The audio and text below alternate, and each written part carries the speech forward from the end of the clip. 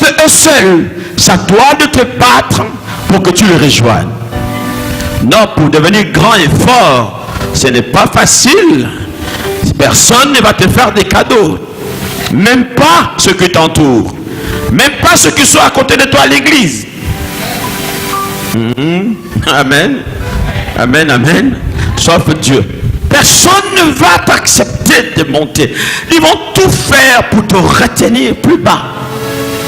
J'ai comme l'impression que les pauvres, quand ils apprennent que l'autre est devenu aussi pauvre, au lieu de pleurer, ils se réjouissent. Ils disent au moins on est ensemble. Amen. Ils se réjouissent. Ta chute, au lieu que cela fasse pleurer certaines personnes, au contraire, ils sont contents.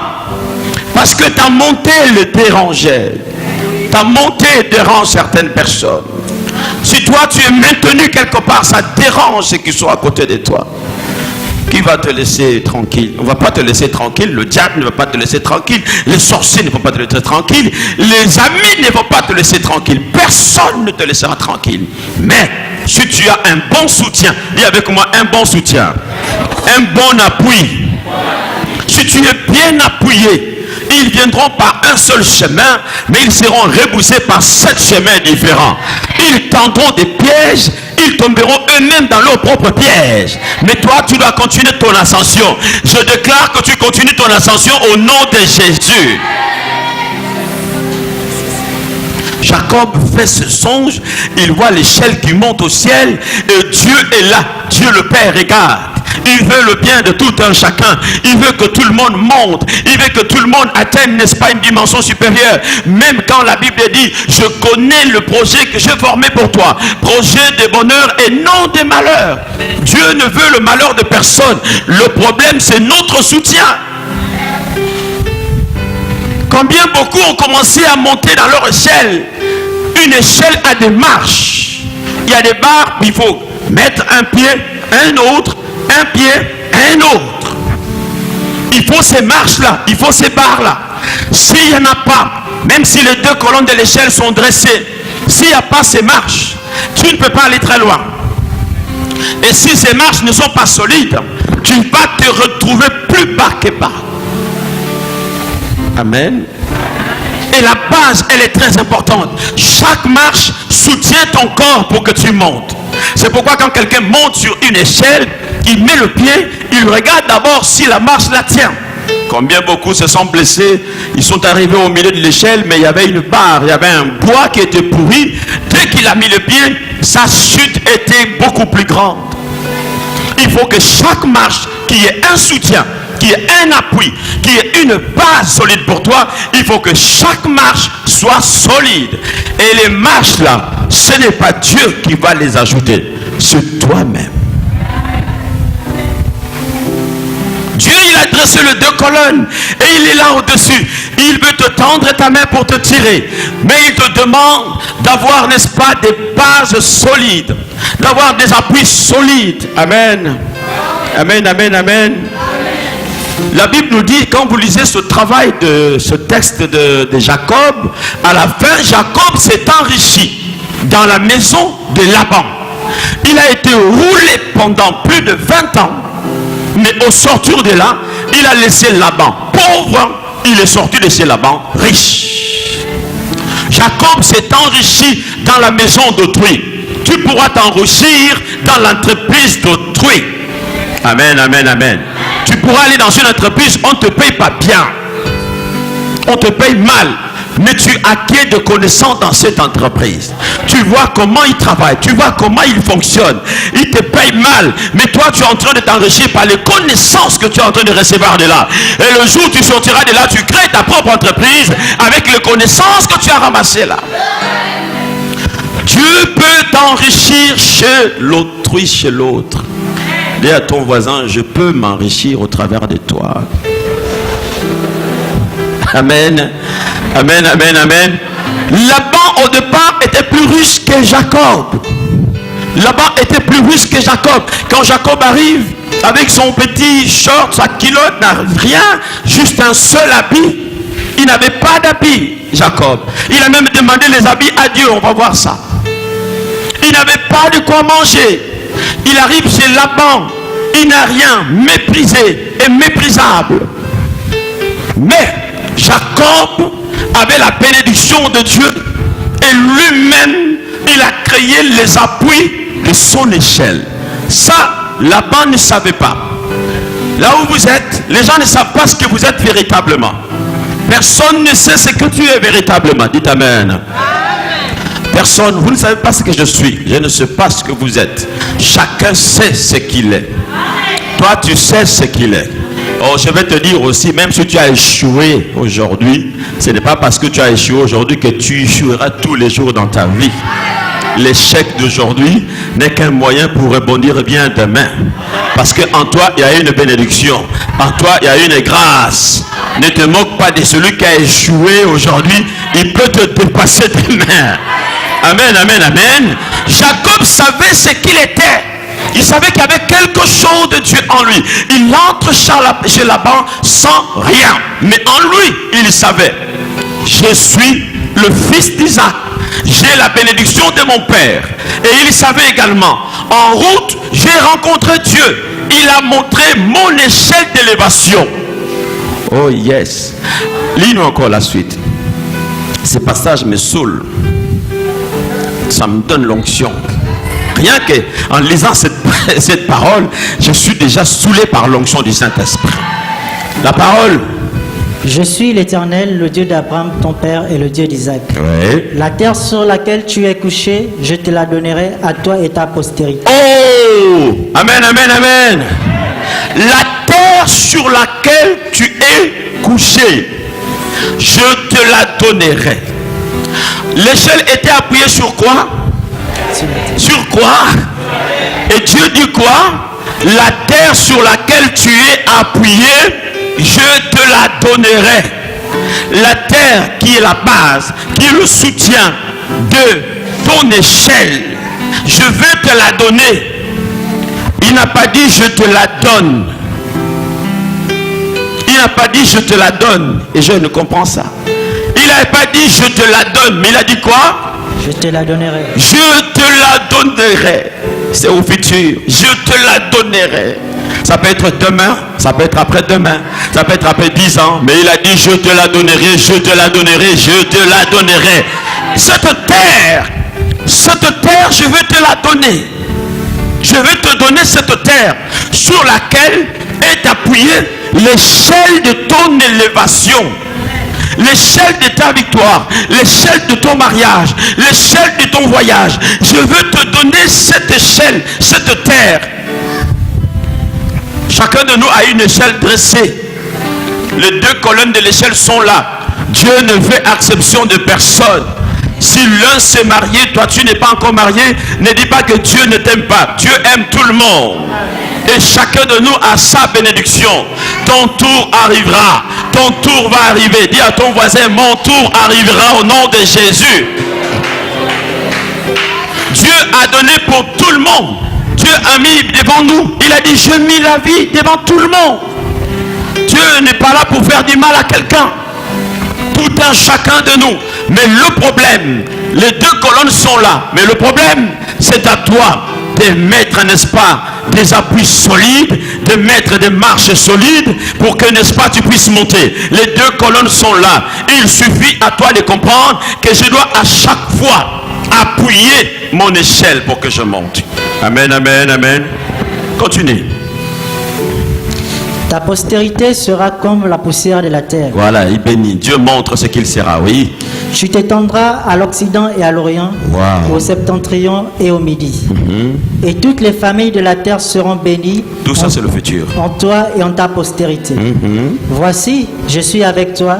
Je te garderai partout où tu iras et je te ramènerai dans ce pays, car je ne t'abandonnerai point sans que je n'ai exécuté ce que je te dis. Je ne t'abandonnerai point sans que je n'aie exécuté ce que je dis. Je suis avec toi. Je marcherai avec toi. Je te ramènerai dans ce pays. La suite. Jacob s'éveilla de son sommeil et Le songe s'est terminé. Dis avec moi à la fin du songe. Et je veux te dire une chose. Il y a un temps où tu dois rêver. Il y a le temps de rêve Et il y a le temps de réalisation de rêves. Ne reste pas que dans les rêves. Il y en a qui ne font que rêver. Rêver. J'ai rêvé, je suis devenu ministre. J'ai rêvé, je suis devenu colonel. J'ai rêvé, je suis devenu chef du quartier. J'ai rêvé, je suis devenu chef du village. Tu rêves. Tu as rêvé en 2010. Tu as rêvé en 2015. Tu rêves en 2017. Je t'attends en 2018. Amen. Amen. Tu viens tout le temps avec. Et à un moment, je me pose la question, est-ce que tu ne fabriques pas ces rêves-là?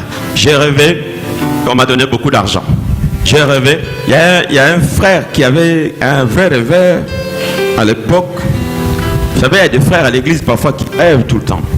On était encore jeunes dans la foi, on était dans l'équipe d'intercession. Lui, il venait avec des rêves bizarres. Pas des rêves de songes, mais des rêves de son esprit. Il dit, moi je rêve quand Dieu va me donner de l'argent. Voilà, ces gens-là, ils ont toujours des comment on appelle ça, des conditionnels. Ou quand Dieu va me donner beaucoup d'argent, je construirai des grands buildings et je mettrai tous les frères en Christ, ils vont habiter là, ils ne vont pas payer. Après, il m'a pointé le doigt, il a dit, toi tu seras l'administrateur de mes affaires. J'ai dit, mon œil, toi là, c'est moi que tu mettrais. Je lui ai dit, toi-même deviens l'administrateur de ta propre vie. Et là, on était encore jeunes. Et jusqu'aujourd'hui, je n'ai jamais entendu que l'accomplissement de son rêve est déjà arrivé. Après, il vient encore avec les rêves. J'ai rêvé. Demande à ton voisin, tu as rêvé quoi cette nuit? Amen. La Bible dit que le rêve de Jacob s'est arrêté. Dieu ne te fait pas rêver tous les jours. Tous les jours, tu te réveilles le matin, tu dis à ton mari, chérie, j'ai rêvé. Le soir encore, j'ai rêvé. Le lendemain, j'ai rêvé. Mettez-vous maintenant à réaliser le rêve. Il faut que tu entres dans le temps de la fin de rêve. La Bible dit, et Jacob sortit de son rêve. Quand il sort de son rêve, il accomplit. Lis-moi la suite. Certainement, l'Éternel est en ce lieu. Écoute, il dit, oh, certainement. Ça, il affirme. Certainement, l'Éternel est en ce lieu. Oui. Et moi, je ne le savais pas. Et moi, je ne le savais pas. Il eut peur. Attends, d'abord, je veux le parler. Laisse-moi d'abord le parler. Tu es venu là comme un simple visiteur. Mais certainement, Dieu va te bénir en ce lieu. Le problème, c'est que tu ne le sais pas. Tu me méprises même. Tu ne le sais pas. Tu ne le sais pas. Il y a une sœur ici, je voulais qu'elle témoigne. Elle n'est pas là. Elle prie avec nous. Elle est gendarme. Il y a 1 an et demi ou 2, elle est venue me voir. Elle est venue aussi invitée par quelqu'un d'autre. Elle avait besoin que je prie pour elle. Je commençais à prier. Pendant que je priais pour elle, non, je lui ai dit, on va faire un travail spirituel. Tu rentres en jeûne, tu viens, amène ton offrande. Elle m'a amené, juste une petite offrande, 40 000. Elle est venue avec. Je lui ai fait un travail. Pendant que je priais pour elle, je dis, le Seigneur te donne des galons. Il dit, le Seigneur te donne des galons. J'ai touché ses mains, ses épaules comme ça. Il dit, Dieu te donne des galons. Tu deviendras chef. Elle dit, amen, merci pasteur. Et puis c'est fini. Or, quand un homme de Dieu a prononcé une parole, la prophétie, elle marche. Une fois, elle est venue encore aux complications au boulot. J'ai dit, ne t'en fais pas les boulots, les complications là. Tu auras des galons. Il y a quelques mois, elle est venue me voir pour m'annoncer une nouvelle. Elle était en sanglots. Papa, je ne comprends pas. J'ai dit, c'est quoi? Elle dit, mon chef m'a appelé, le colonel m'a appelé. Il a dit, non, on va envoyer quelqu'un en formation au Maroc. D'habitude, on envoie les hommes, mais depuis un temps, on n'en voit plus. À cause du budget et tout ça là. Mais C'est toi que j'ai mis sur la liste. On n'a jamais envoyé une femme. C'est toi que j'ai mis sur la liste. Il pose la question, est-ce que tu es enceinte? Non, je ne suis pas enceinte. Dis-moi si tu n'es pas enceinte. Oh, mais je ne suis pas enceinte. Il dit, parce que si tu es enceinte, tu ne pourras pas partir. C'est 2 ans de formation. Et au retour de là, tu montes. Amen. Quand elle a dit ça, après je lui ai dit, tu te rappelles comment je touchais tes épaules? Il dit, oui, je m'en souviens maintenant. Amen. Amen. Elle est en train de faire ses papiers. C'est en septembre là qu'elle va partir. Certainement l'Éternel est ici. Et moi je ne savais pas. Ça c'est Jacob. Certainement l'Éternel est ici, sur ce sol. J'ai dormi sur un caillou. J'ai mis ma tête sur un caillou. Oh, Dieu est là. Je ne savais pas. Dieu est là dans cette terre qui est aussi l'appui de mon échelle. Je ne savais pas que Dieu était là. Il a compris que Dieu est là. Quand tu sais que Dieu est là, quand tu sais que Dieu est rentré dans ta maison, quand tu sais que Dieu est entré dans ta vie, il y a des signes qui se manifestent, qui montrent que Dieu est avec toi. Parce que le Seigneur nous montre sur sa gloire par des signes. Il y a des choses que tu verras, tu dis, ça ne se faisait pas avant dans ma vie. Je commence à voir ça. Je sais que Dieu est avec moi. Le problème, c'est que quand tu sais que Dieu est avec toi, retiens Dieu. Tu dois le retenir. Ne le fais pas sortir de ta maison. Ne le fais pas sortir de ta vie. Parce que Dieu ne t'impose rien. Tu veux l'accepter, il reste avec toi. Tu ne veux pas l'accepter, il sort de chez toi. Il y en a qui ont sorti Dieu de leur maison. Il y en a qui sont sortis Dieu de leur vie. Jésus-Christ a dit à Jérusalem, Jérusalem, si tu savais ce temps qui t'arrivait, tu serais, n'est-ce pas, le premier qui allait être comme une poule qui couvre, n'est-ce pas, ses poussins. Mais tu n'as pas connu le temps où tu as été visité. Combien il y a des personnes que Dieu visite, ils sont ignorants, ils ne captent même pas les signes de Dieu, ils bafouent même la présence du Seigneur. L'Esprit de Dieu est en train d'agir en toi, mais tu continues toujours dans les choses du monde. L'Esprit t'a choisi, le ciel t'a choisi, mais tu négliges. Et l'Esprit pourra s'en aller. Jacob a compris. Il dit, j'ai vu l'étoile, disons, j'ai vu l'échelle qui monte jusqu'au ciel.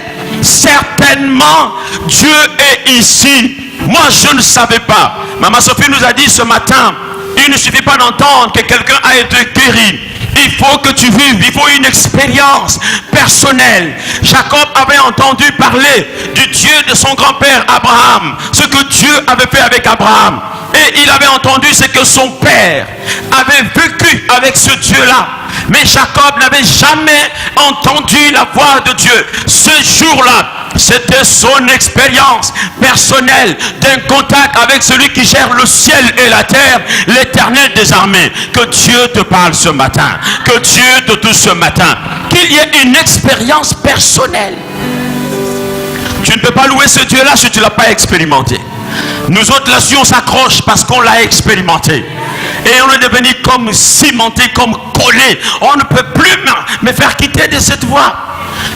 C'est difficile, c'est impossible que j'abandonne ce Dieu vu la multitude des choses qu'il m'a montrées.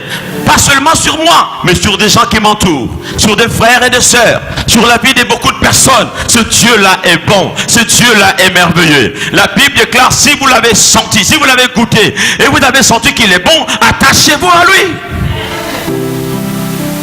Amen, amen. Certainement Dieu est ici et moi je ne savais pas. Amen. Continue. Continue, je vais leur parler. Il eut peur et dit, que ce lieu est redoutable. Eh, que ce lieu est redoutable. Oui. C'est ici la maison de Dieu. C'est ici la maison de Dieu. C'est ici la porte des cieux. C'est ici la porte des cieux. Il y a une porte. Il y a une porte qui est en train de s'ouvrir pour toi. Il y a une porte que Dieu ouvre. Dieu crée un chemin. Dieu ouvre une porte. Quand l'Éternel veut bénir quelqu'un, il ouvre une porte. Il y a une porte qui va s'ouvrir dans ta vie. Il y a une porte qui va s'ouvrir. Un contact, une relation, une révélation. Il y a un travail. Il y a quelque chose qui arrive dans ta vie. C'est la porte de ta bénédiction. Parce que pour que ton échelle commence à fonctionner, il faut une porte. Il faut une porte. Il y a des gens que le Seigneur t'enverra. Ce sont des portes pour toi. Ce sont des ouvertures pour toi.